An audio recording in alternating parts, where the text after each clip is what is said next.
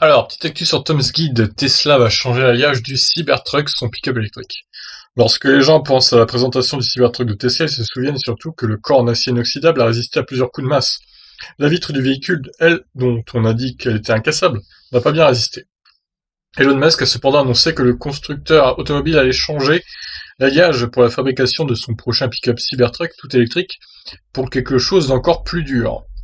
Le Cybertruck utilisait jusqu'à présent de l'acier inoxydable 30X laminé à froid, un matériau très dur. Musk avait alors affirmé que le véhicule serait fabriqué avec le même matériau que celui utilisé dans la fusée du vaisseau spatial de SpaceX.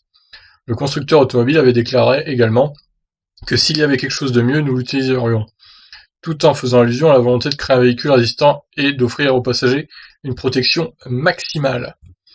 Comme la nouvelle version de la fusée, la SN8, utilisera un nouvel alliage plus résistant nommé 304L. Elon Musk a donc confirmé que le Cybertruck profiterait aussi de cette nouveauté. L'alliage 304L sera non seulement plus malléable et plus tolérant aux températures cryogéniques, mais celui-ci est aussi plus performant que l'acier 301.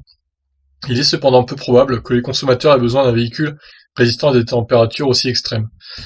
Oui, bon, c'est vrai qu'on va pas aller dans l'espace non plus avec le Cybertruck, quoi. Donc restons un peu calme, réaliste. L'alliage 304L est un acier inoxydable austénitique de la série T300. Je sais pas ce que ça veut dire austénitique, on va aller chercher sur Google. Alors, acier inoxydable austénitique, structure cristalline cubique à face centrée de l'austénite. Les aciers inoxydables austénitiques contiennent de l'austénite, une forme de fer qui peut absorber plus de carbone que la ferrite. Ouais, bon, faut avoir fait bac plus 10 pour comprendre tout ça, du coup. Donc, qui contient au minimum 18% de chrome et 8% de nickel, selon Elon Musk. Comme les constituants des alliages et les méthodes de fabrication changent constamment, le nom 304L deviendra davantage une approximation.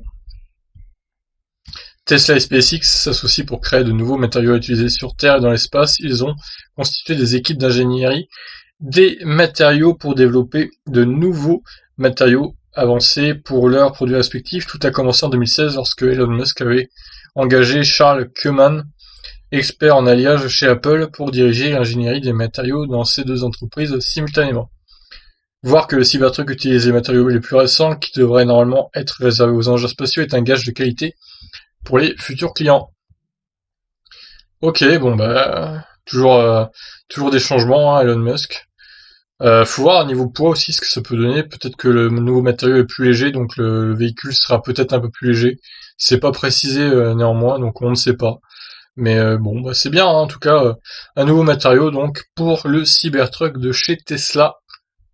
Je vous laisse réagir. Qu'en pensez-vous? Ciao.